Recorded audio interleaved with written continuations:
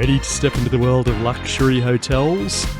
Welcome to the Hotel Leaders Podcast. Whether you're an industry insider, a student of hotel management, or simply curious about the world of hotels, this podcast is your backstage pass to the heart of the hotel industry. I'm your host, Peter DeMoor. I have a fascination for the hotel industry, and over the last quarter of a century, I have studied it, been a hotel manager, and as general manager of a hotel school, have passed the torch to the next generation.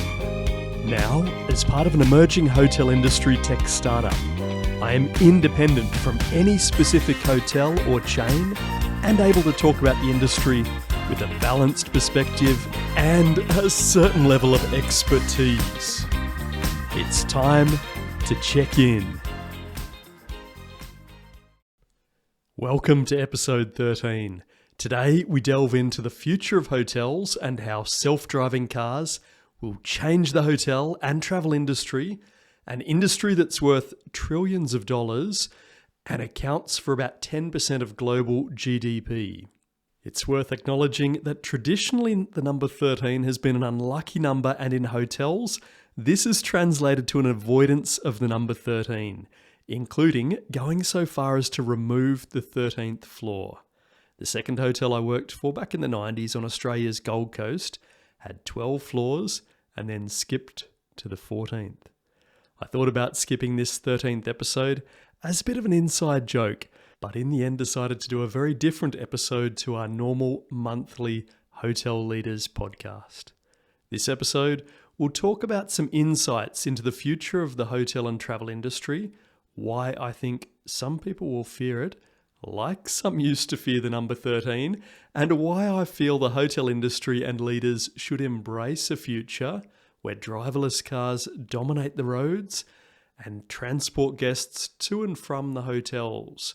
And we'll explore what you can do to get your hotel ready for this change. Here we go!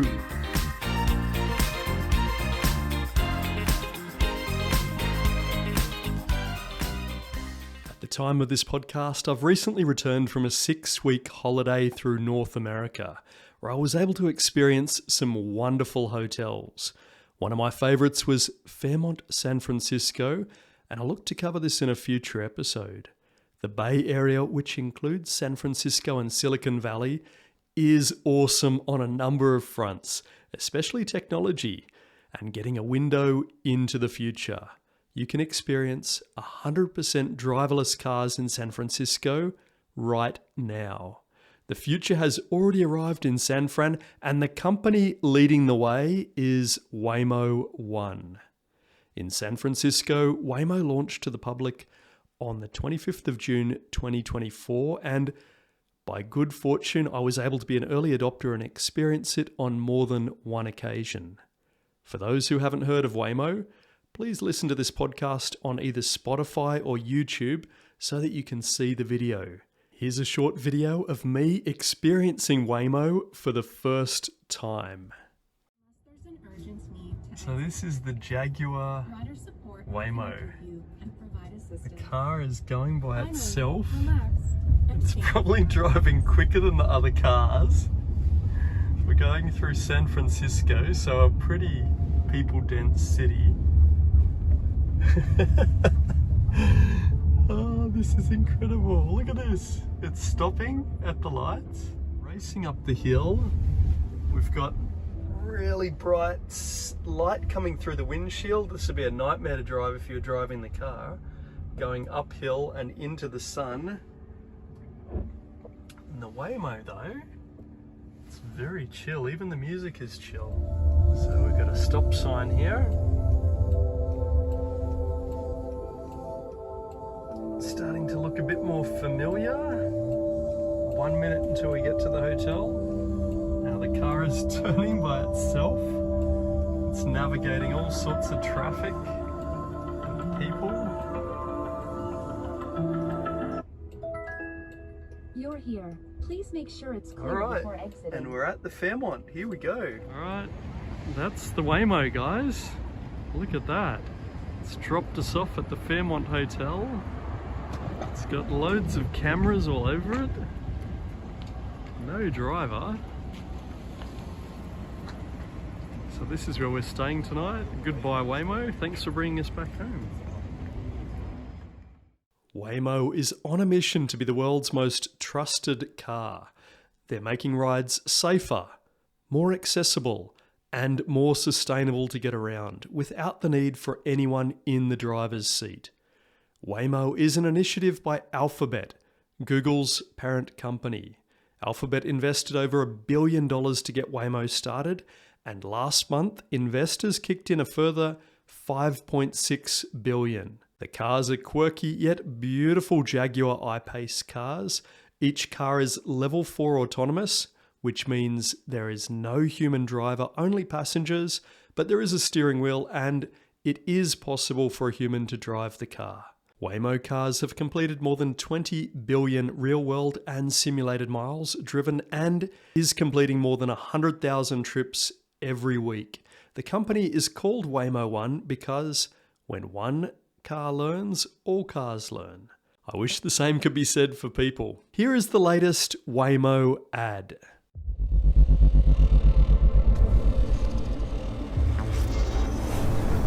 Well, it's finally happening. The robots. They're coming. Hi, Avery. Maybe that's a good thing. She said what? She said what? What? I was ready like a full 20 minutes before you. What are you talking about? We are now connected to our plans. It's not even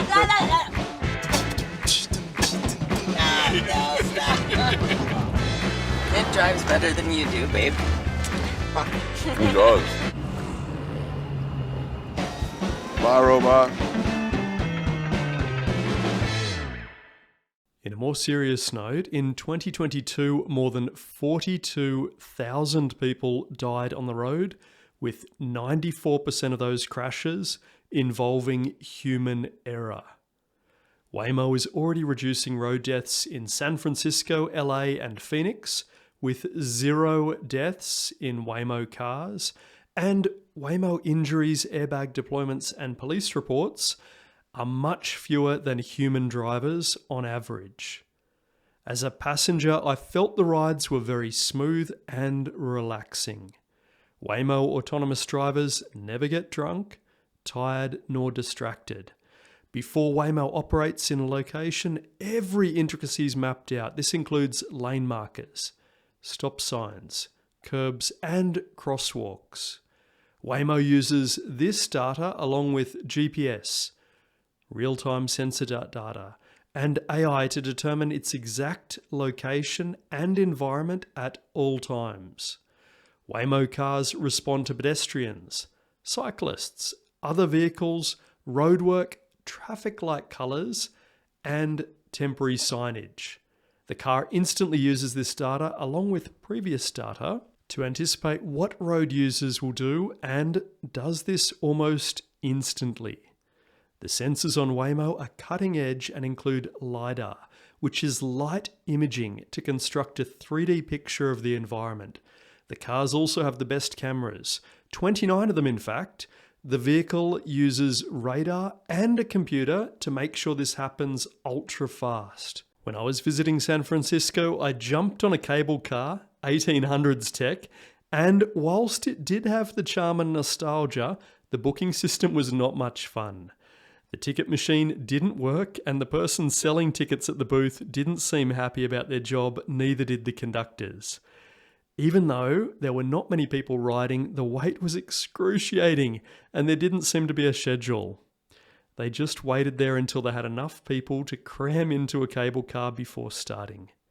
For the 4 of us, the tickets were $8 per person, including my 5-year-old daughter, so $32 all up. In contrast, Waymo can take 4 people and only cost $13 for the same journey. And unlike a taxi, you know the price at the time you book, and it doesn't change. And unlike Uber, where you have to tip 20% or so, as there is no driver, there is no tip. The Waymo was fun, clean, relaxing, and felt much safer.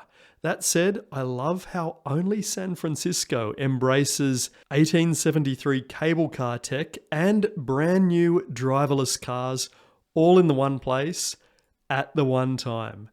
The city is like no other. Waymo has now launched to the public in LA. However, the demand is super high, so you have to join a wait list for a few weeks before you're offered the chance to book a ride. Waymo's goal is to bring the ease and safety of autonomous cars to as many people as possible in as many places as possible. So it's not a question of if you will have Waymo in your city, but when it will arrive. So what does Waymo tech mean for the future of the hotel industry? We'll come to that later in the podcast.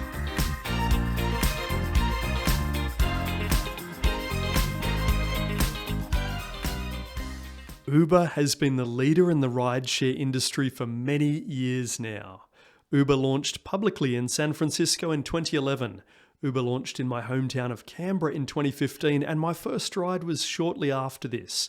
Last month, Uber signed a significant agreement to use Waymo cars, meaning that people in Austin, Texas and Atlanta, Georgia will be able to exclusively book Waymo rides from the Uber app from early 2025.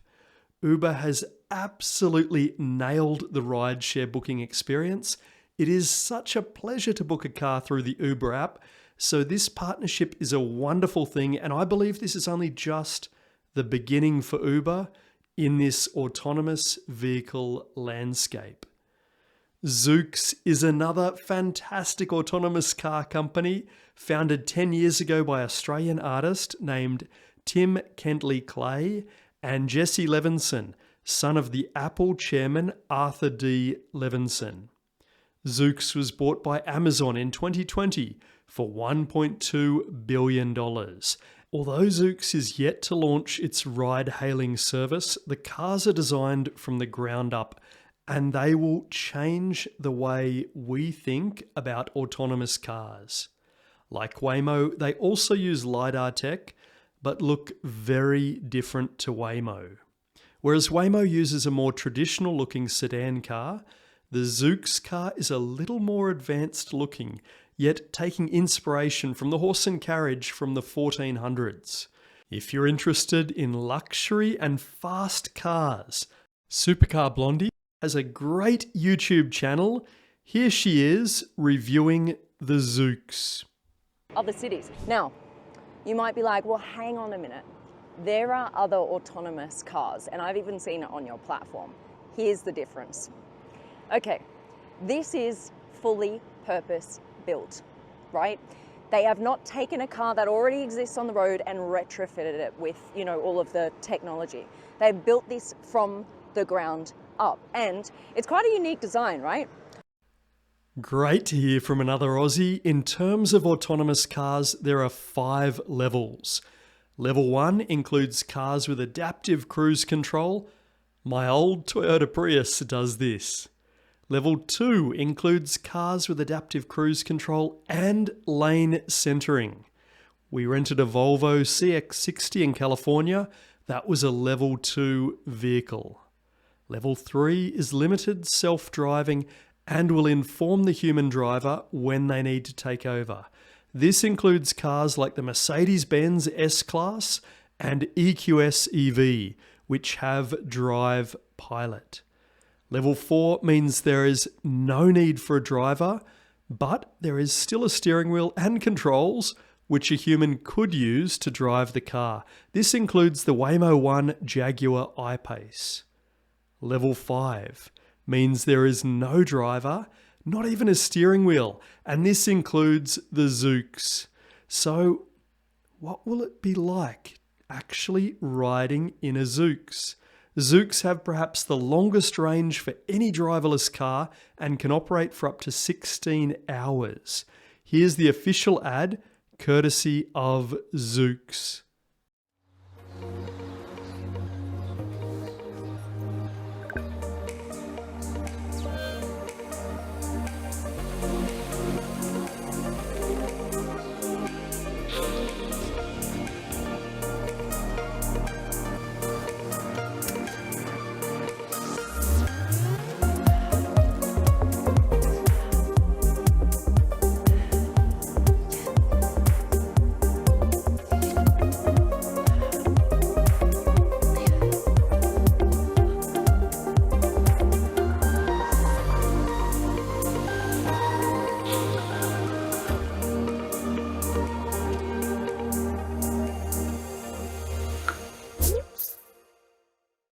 There are some other big players in the autonomous car world, including Coma, which gives you the tech to retrofit some level 2 autonomous car driving features, such as adaptive cruise control and lane guidance, to older cars. And, drumroll please, we can't forget Tesla. In my opinion, Tesla has done more to move the dial on autonomous driving than any other organisation. Tesla Autopilot enables your car to steer, accelerate, and brake automatically within its lane.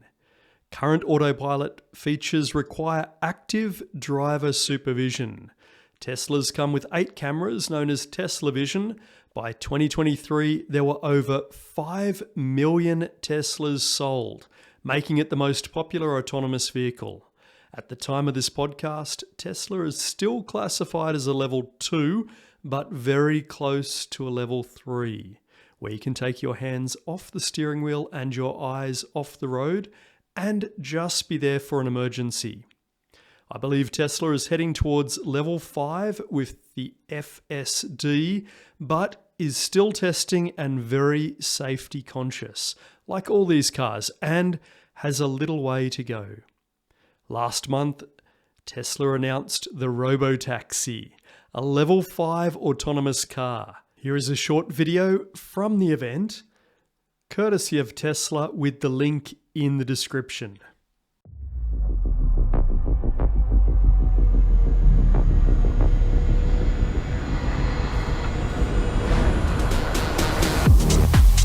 Welcome to the Wii Robot Party. As you can see, I just arrived in the Robotaxi. The cost of autonomous transport will be so low, you can think of it like individualized mass transit. We'll move from supervised full self-driving to unsupervised full self-driving, where you could fall asleep and wake up at your destination. The vast majority of the time, cars are just doing nothing. So what would happen if you have an autonomous world is that you can now turn parking lots into parks. Something we're also doing is inductive charging. The Robotaxi just goes over the inductive charger and charges. The Optimus robots will walk among you. And what can it do? It can do anything you want. Oh, and what happens if you need a vehicle bigger than a Model Y? I think it's going to be a glorious future. With that, let's party! Rage.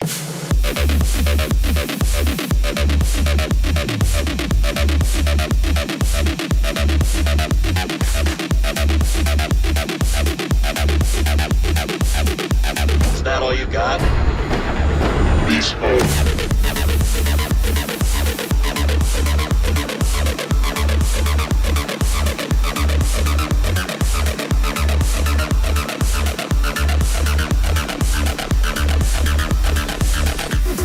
This is awesome! Recommended stops. That's the point. This is amazing! The future is now!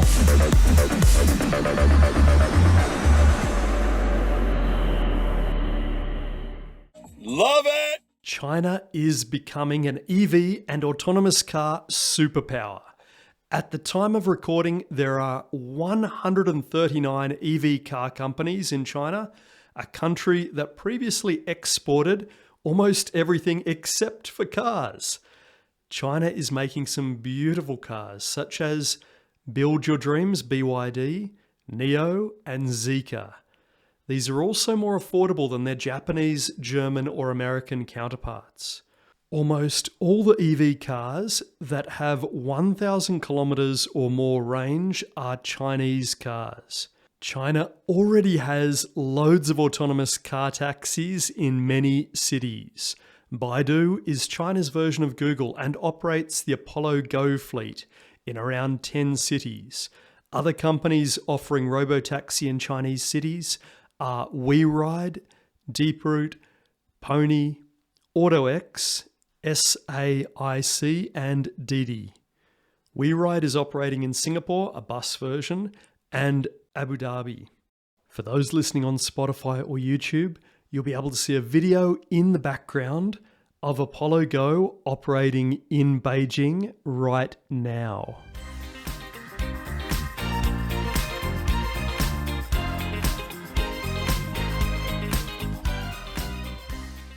I'm going to go out on a limb and say that I believe hotel guests using autonomous cars will eventually be the biggest thing the hotel industry has seen since the popularization of the personal cars in the 1950s, which saw an explosion of motels and hotels.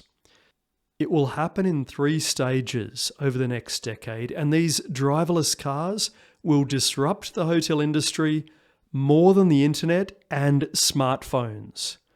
The first stage will be driverless cars operating as robotaxis in individual cities. Currently, this is already happening in approximately 20 cities around the world, such as San Francisco with Waymo cars, so we already know that the impact will be small from a hotel perspective and will essentially just be Uber or Lyft without the drivers. You'll see robotaxis spreading to more cities around the world in the next couple of years. The second stage will start when robotaxis operate on the highways connecting these cities, such as the 8-hour drive from San Francisco to San Diego or from Shanghai to Wuhan in China. When this happens, and it will happen quickly, some hotels will benefit more than others. In particular, those hotels offering day use rates will be earning lots of extra income, as you'll see people moving from domestic flights to robotaxis that will act a little bit like private jets on the ground, but at a fraction of the cost, both financial and environmental, and without the airport wait times and delays. These cars that travel longer distances will have longer ranges than what we're used to in EVs. These will have batteries similar to the Chinese cars, such as the NIO ET7, which can travel 1,050 kilometers or 652 miles on a single charge, and also auto swaps the battery for a fully charged one. It does this whilst you stay in the car and takes a mere 3 minutes. Other cars with similar long range will include the 2025 Tesla Roadster, the Mecedes-Benz EQXX, which is a prototype, and the 2025 BMW New Class SUV. It's worth noting that Amazon Zoox, which we looked at before, has a long range of 16 hours. These 8-hour plus robotaxis will offer bedding similar to the Volvo 360C. Here's a video showing how it works. Which for me is the most interesting, is actually an alternative to air travel. Imagine a vehicle that picks you up from your home or work and takes you directly to your destination in another city for the next day.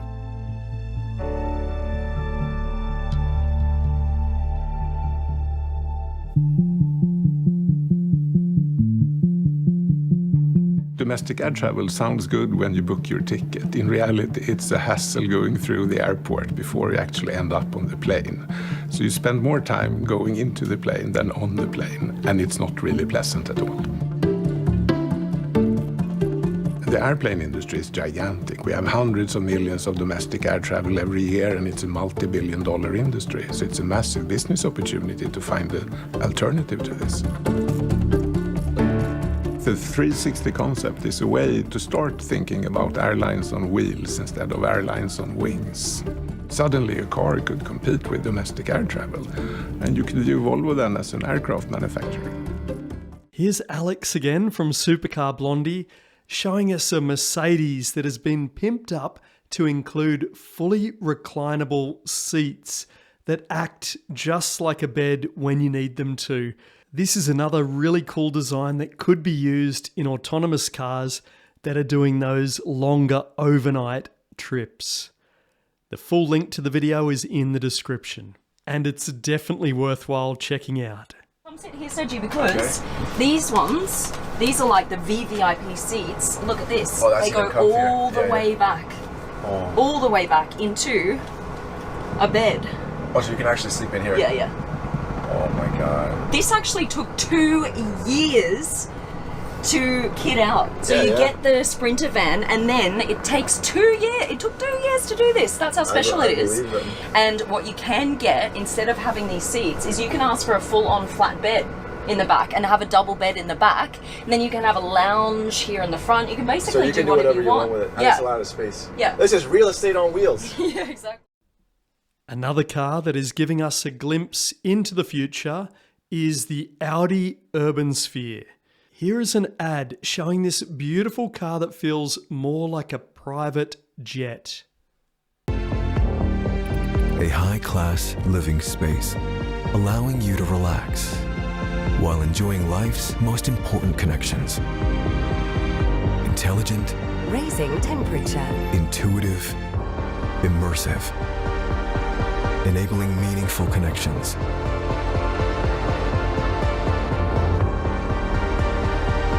And enriching your journey.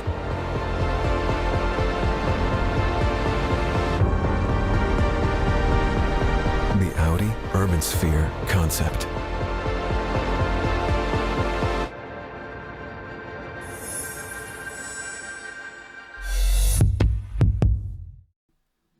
When 8-hour plus robotaxis are launched, they will become the hottest ticket in the world. If you live in San Francisco and want to go to San Diego for a day trip, you can call a robotaxi in the evening before, with the push of a button, jump in, sleep for 8 hours, and wake up refreshed in San Diego, ready to enjoy a whole day in the sun before jumping back into the car in the evening, sleeping all night, and waking up back in San Francisco. From a domestic travel perspective, this will change the travel industry. From a hotel perspective, you'll be able to have a much larger market of people wanting day use rooms for a couple hours to shower and freshen up in the morning or before the trip home. Those hotels who are already offering day use rooms and have operations in place to cater for guests will attract the lion's share of this new revenue stream. My advice for hoteliers: if you're not already dabbling in day use room rates, start doing it, even on a small scale, and using relatively high day use rates. Work on creating a smooth process. Offer these rates direct through your hotel website, as well as through online marketplaces such as dayuse.com, hotelsbyday.com, and daybreakhotels.com. You may also consider engaging my tech startup, showeraway.com. The third stage is when things explode for the hotel industry. I believe the third stage will occur in more than a decade, but it could be sooner, who knows? The third stage will be when AI changes from amplifying the amount of work that you can do in the workplace to replacing your job. When this happens, AI will be at least as productive as humans, meaning as long as governments tax and distribute wealth fairly, people will get paid the same without having to work nearly as much. When this happens, what will people do for their extra time? Well, we already know the answer to that. When people have money and time, almost all of us love to travel, and the travel industry will grow from 10% of GDP to maybe a third or more of GDP. We will require more hotels and use hotel rooms multiple times per day through day use rates in between overnight stays. If people travel to a place for a week, the first night and the last night may be spent in the long-range robotaxi, but people will want to stay in the hotel in between and use the hotel facilities. This will be the golden age for hotels, especially those with creative owners and managers looking to maximize bookings and guest offerings. Whilst domestic air travel will decline, in contrast, international airline travel will see strong growth. My advice is to embrace the change when it comes, continue to offer excellent service that we have come to enjoy and expect, be that from friendly and knowledgeable team members, clean and modern hotel rooms, and excellent food and beverage facilities.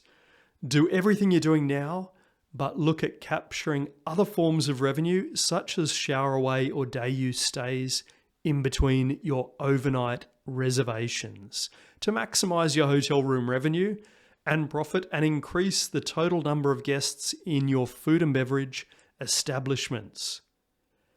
The more guests you have, especially for things like buffet breakfasts, the quicker the turnover of food items, so the fresher the food, which will be better for all the guests. The increased check-in and check-out touchpoints provide staff with more opportunities to upsell, be it rooms or F&B. More guests in the hotel also gives more chances to make revenue from higher yielding items, especially drinks including wine, coffee, or even cocktails. Train your staff to be really good at meeting the emerging needs of guests and make the hotel more profitable. From a management perspective, you want to make sure your PMS, your property management system, can handle day use stays effectively and that you have well thought out processes, which involve all departments. Start thinking about this and trialing this now. If you haven't already signed up for dayuse.com, I'd recommend listing your hotel and seeking best practice advice from them. Dayuse.com is a really solid company with loads of international experience.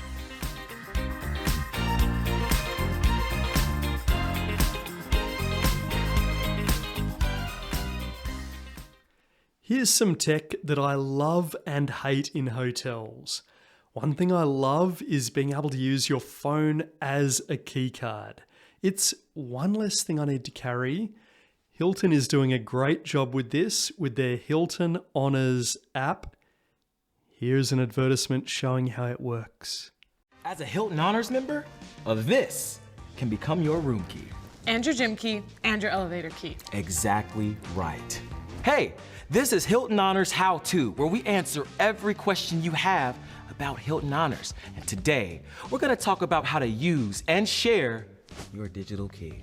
Just so we're on the same page, digital key is the key you access in your Hilton Honors app once you've checked in and your room is ready? Precisely. It'll unlock any door you'd normally have access to with a key card. So think your room door, the elevator, gym, pool, parking garage, and oh, you get it. I do get it, and I literally always have my phone with me, which means I'll always have my key with me. Now, after your digital check-in, and once your room is ready, you'll get a notification on your phone saying that your key has been delivered.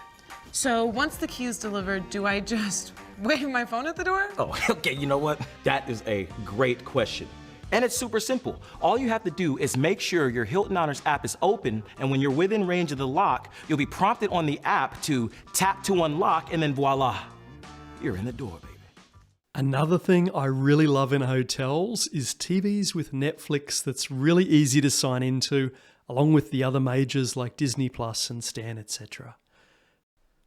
Something I'm generally not a fan of are the smart mini bars, where you take something off and it automatically charges. These often don't seem to work really well. But something that I really like when it works well is give guests free, fast Wi-Fi with easy instructions in the room, or even better, in the welcome email and app as well. Allow the guest to use the app to contact the front desk or room service and get rid of that awkward in-room guest phone that just attracts dust and dirt. I'd like to see more of other types of tech in hotels, such as a special tap that's got filtered water, both cold and boiling. This would do a couple things. The first is it would get rid of the need for the hotel to offer those bottles, plastic bottles of water. It would also mean that they could ditch the kettles that you use for cups of tea and things like that, that just are a cleaning nightmare for the housekeeping, and they collect dust as well. If you're doing coffee, make sure it's nice coffee. Consider coffee pods, and even better, compostable plastic coffee pods, or just have great coffee that they can order through room service or down in the lobby. In the shower, use a digital display for water temperature, both in Celsius and Fahrenheit in the US, to make it nice and easy for guests to have that perfect temperature shower.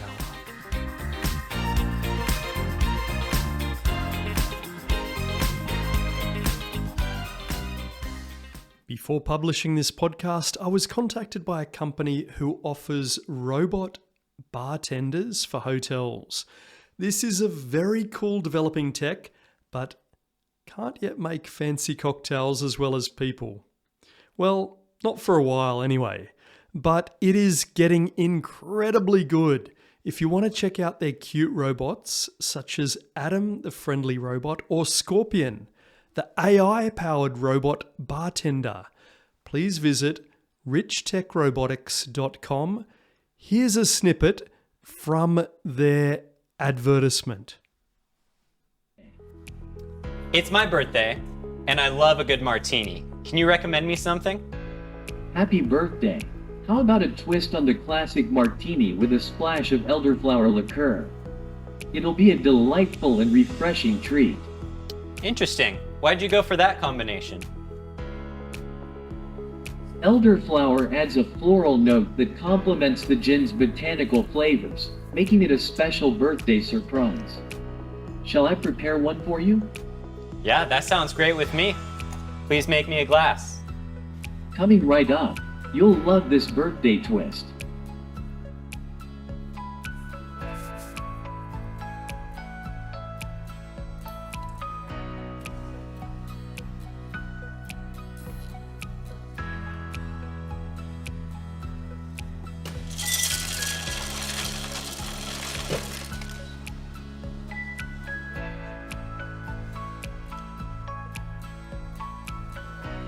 Scorpion is equipped with powerful NVIDIA technology that allows it to recognize customers in real time and interact accordingly. Its AI-powered camera precisely tracks the customer's movements, giving Scorpion the ability to engage in real time. Scorpion's voice system enables natural conversations and even allows it to communicate in multiple languages. Whether placing an order or just chatting, customers can enjoy a unique, one-of-a-kind experience. Scorpion is designed to deliver perfectly crafted drinks every time, enhancing efficiency and eliminating waste. Its streamlined layout fits effortlessly into a variety of environments, whether it's a bar, liquor store, or entertainment venue, and can handle everything from a simple soda to an intricate cocktail. With its engaging personality, Scorpion creates unforgettable moments that delight customers and boost revenue. Scorpion is the latest addition to our lineup of advanced robots that deliver high-tech entertainment and quality service to our customers. It combines innovation and precision to create an experience that customers won't forget. Look, I think these robot bartenders are absolutely fantastic. It's going to be the robot cars though, the robo-taxis, the driverless cars that are going to dramatically change the hotel industry more than anything in our lifetime. When we have robo-taxis going between cities, and we also have increased leisure time, and we have wealth held by private citizens as a result of AI, you will see an absolute explosion in the hotel and travel industry as it becomes possibly the largest industry on the planet. This is an exciting time for hotels and the higher numbers of travelers enjoying your hotel facilities as the years roll along. And maybe, eventually, you and I will also join them. Thank you for joining today's episode. I hope you were inspired, amazed, and enlightened as we unlocked the secrets of the hotel industry's most iconic leaders and iconic hotels. If you had a wonderful time, the best way to say thank you is to follow our podcast so that you never miss our monthly episodes. If you love showers in luxury hotels, please check out our tech startup at showeraway.com. where we hope one day to provide people on day trips access to the very best hotel showers in the world. Farewell. Until the next time you check in to the Hotel Leaders